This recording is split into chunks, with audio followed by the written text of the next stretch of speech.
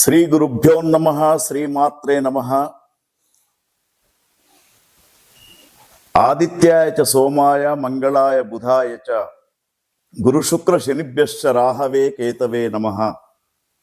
విశ్వావసు నామ సంవత్సర ఉగాది శుభాకాంక్షలతో ఈ సంవత్సరం ఒక్కొక్క రాశి వారికి ఏ విధంగా ఉండబోతూ ఉంది, ఆ రాశి ఫలితాల గురించి మనం తెలుసుకుందాం. మొట్టమొదలు మేషరాశి. ఈ మేషరాశిలో అశ్విని 4 పాదాలు, భరణి 4 పాదాలు, కృత్తిక 1 పాదం ఉంటుంది. కాబట్టి ఒకవేళ నక్షత్రాలు తెలియనటువంటి శ్రోతలు వారి అక్షరాలపైన కూడా మనం రాశి తెలుసుకోవచ్చు. చూచే, చోళ, లీలు, లేలో, ఆ ఈ అక్షరాలు ఎవరైతే ఉంటాయో వాళ్ళు ద్వాదశ రాశుల యొక్క ఫలితాలను వింటూ మరి 9వ రాశి అయినటువంటి ధనుస్సు రాశి యొక్క ఫలితాలు ఈ విశ్వావసు నామ సంవత్సరంలో ఏ విధంగా ఉన్నాయి, ఎటువంటి జాగ్రత్తలు తీసుకోవాలి, ఏ భగవంతుని యొక్క అర్చన చేయాలి, మరి ఏ కార్యం చేయాలి, ఏ కార్యం చేయకూడదనే విషయాలను ఆలోచిస్తూ ఉంటే ధనుస్సు రాశిలో మూల 4 పాదాలు, పూర్వాషాఢ 4 పాదాలు, ఉత్తరాషాఢ 1వ పాదంతో ఉంటూ ఉంటుంది. అక్షరాలను గమనించినప్పుడు యో, యా, బా, బి, బూ, ధా, భా, డా, బే ఈ అక్షరాలు వీరికి ఈ అక్షరాలతో పేర్లున్నటువంటి వాళ్ళు ధనుస్సు రాశిని గమనించవచ్చు. వీరికి ఆదాయం 5, ఖర్చు 5 సమానంగా ఉంది. రాజపూజ్యం 1, మరి అవమానాలు అనేటివి 5, అగౌరవం అనేది 5. అంటే వీరు ధనుస్సు రాశి వారి యొక్క నైపుణ్యం ఎట్లా ఉంటుందంటే వీరి యొక్క ప్రవర్తన ఏది మనస్సులో దాచుకోరు, ఉన్నది ఉన్నట్టుగా చెప్పేస్తారు. కాబట్టి మరి వీరికి సమాజంలో ఒకరు మెచ్చుకుంటే 5గురు విమర్శిస్తూ ఉన్నారు.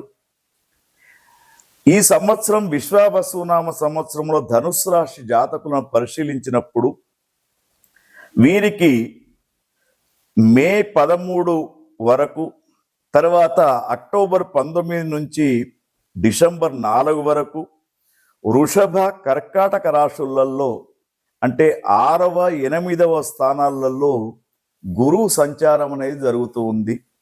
అంటే గురువు యొక్క అనుకూలత సరిగ్గా లేదు ఈ సమయంలో.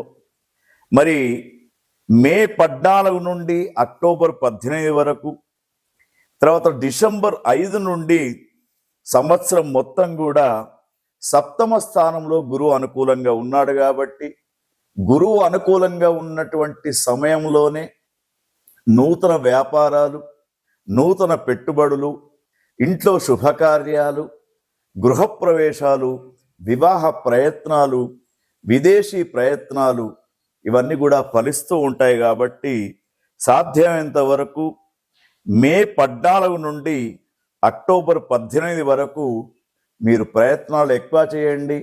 ఇంట్లో శుభకార్యాలు జరుగుతూ ఉంటాయి. ఎన్నో రోజుల నుండి ఎదురు చూస్తున్నటువంటి మీ పిల్లలకు వివాహ సంస్కారాలు కావచ్చు, లేదా సంతానం లేనటువంటి వారికి సంతాన యోగ్యత కావచ్చు కలిగే అవకాశం మనకు కనబడుతూ ఉంది. మరి శని గ్రహం యొక్క సంచారాన్ని గమనించినప్పుడు ఏప్రిల్ 17 వరకు, మరల అక్టోబర్ 11 నుండి జనవరి 10 వరకు కుంభరాశిలో 3వ స్థానంలో శని సంచారం వీరికి అనుకూలంగా ఉంటుంది. తర్వాత 18 ఏప్రిల్ నుండి అక్టోబర్ 10 వరకు, మరలా జనవరి 11 నుండి సంవత్సరం మొత్తం కూడా అర్ధాష్టమ శని ప్రవేశం అవుతున్నది. కాబట్టి ఈ అర్ధాష్టమ శని ప్రవేశించినప్పుడు కొంత అనారోగ్య సమస్యలు ఏర్పడుతూ ఉంటాయి. శ్వాస సంబంధమైనటువంటి వ్యాధులు, గుండెకు సంబంధించినటువంటి వ్యాధులు, ముఖ్యంగా డయాబెటిక్ పేషెంట్స్ ఎవరైతే ఉంటారో వాళ్ళు అర్ధాష్టమ శని ప్రవేశించేటప్పుడు కొంత జాగ్రత్తగా డాక్టర్ల యొక్క ప్రిస్క్రిప్షన్ను చక్కగా వాడాలి. నెగ్లియన్స్ అనేది చేయకూడదు. తర్వాత రాహుగ్రహాన్ని గమనించినప్పుడు వీరికి రాహుగ్రహం మే 17 నుండి సంవత్సరం మొత్తం కూడా 3వ స్థానంలో ఉంటూ ఉన్నాడు కాబట్టి రాహుగ్రహం యొక్క అనుకూల్యత ఎక్కువగా ఉంది. వీరికి అనుకున్నటువంటి పనులు జరుగుతూ ఉంటాయి. కేతుగ్రహాన్ని గమనించినప్పుడు 10, 9వ స్థానంలో కేతుగ్రహం ఉన్నాడు. అంటే మీరు ఎంత తెలివివంతులైనా కూడా ఒక్కొక్కసారి మీ తెలివితేటలు పనిచేయకుండా పోతూ ఉంటాయి.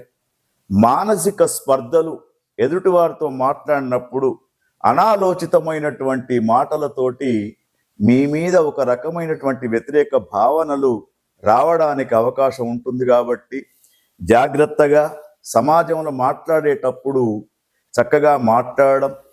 తర్వాత రాజకీయ నాయకులను గమనించినప్పుడు వారికి ఈ సంవత్సరం మిశ్రమ ఫలితాలు కనబడుతూ ఉన్నాయి. మే, జూన్, జూలై, ఆగస్టు, సెప్టెంబర్ ఈ మాసాలు అనుకూలంగా ఉంటాయి.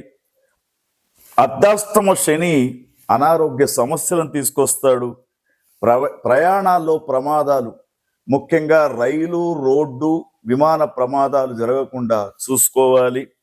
తర్వాత వీరు ముఖ్యంగా ఆరోగ్య పాశుపతం అనే ఒక పూజా కార్యక్రమం, శివునికి సంబంధించినటువంటి పూజాది కార్యక్రమాలు చేసుకుంటూ, ముఖ్యంగా ధనుస్సు రాశిలో ఉన్నటువంటి ఏవైతే ఉన్నాయో మూలా నక్షత్రం, ఈ మూలా నక్షత్రం జాతకులకు మరి ముఖ్యంగా మొదటి 4 మాసాలే అనుకూలంగా ఉన్నాయి.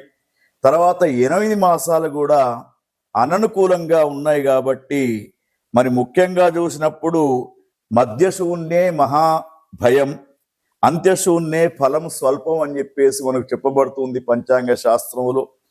ఈ 8 మాసాలు కొంత మూలా నక్షత్ర జాతకులు జాగ్రత్తగా ఉండాలి. తర్వాత పూర్వాషాఢ నక్షత్ర జాతకులకు 4 మాసాలు బాగానే ఉన్నాయి. తర్వాత ఉత్తరాషాఢ 1వ పాదం జాతకులకు మధ్యలో ఒక 4 మాసాలు కఠినంగా ఉంటుంది. మిగతా అంతా కూడా వీళ్లకు ఈ సంవత్సరం వైభవంగా ఉంటుంది. ఉన్న దాంట్లో తృప్తి చెందుతూ కొత్త పోకడలకు పోకుండా, కొత్త పెట్టుబడులు పెట్టకుండా ఉన్న దాంట్లో జీవించడం అనేది ధనుస్సు రాశి వాళ్లకు ఈ విశ్వావసునామ సంవత్సరంలో సూచనగా చెప్తూ ఉన్నాం. ప్రతిరోజు కూడా మీరు మరి వీలైతే ఆ యొక్క విష్ణు సహస్రనామ పారాయణము తప్పకుండా ప్రతిరోజు చేసుకోండి. మీకు అనుకూలమైనటువంటి పరిస్థితి ఏర్పడుతూ ఉంటుంది. ఓం తత్సత్. మధ్యశూన్యే మహాభయం, అంత్యశూన్యే ఫలం స్వల్పం అని చెప్పేసి మనకు చెప్పబడుతుంది పంచాంగ శాస్త్రంలో. ఈ 8 మాసాలు కొంత మూలా నక్షత్ర జాతకులు జాగ్రత్తగా ఉండాలి. తర్వాత పూర్వాషాఢ నక్షత్ర జాతకులకు 4 మాసాలు బాగానే ఉన్నాయి.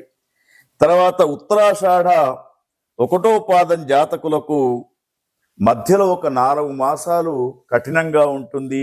మిగతా అంతా కూడా వీళ్లకు ఈ సంవత్సరం వైభవంగా ఉంటుంది. ఉన్న దాంట్లో తృప్తి చెందుతూ కొత్త పోకడలకు పోకుండా, కొత్త పెట్టుబడులు పెట్టకుండా ఉన్న దాంట్లో జీవించడం అనేది ధనుస్సు రాశి వాళ్లకు ఈ విశ్వావసునామ సంవత్సరంలో సూచనగా చెప్తూ ఉన్నాం.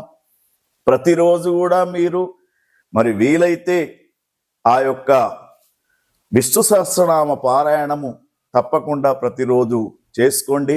మీకు అనుకూలమైనటువంటి పరిస్థితి ఏర్పడుతూ ఉంటుంది. ఓం తత్సత్.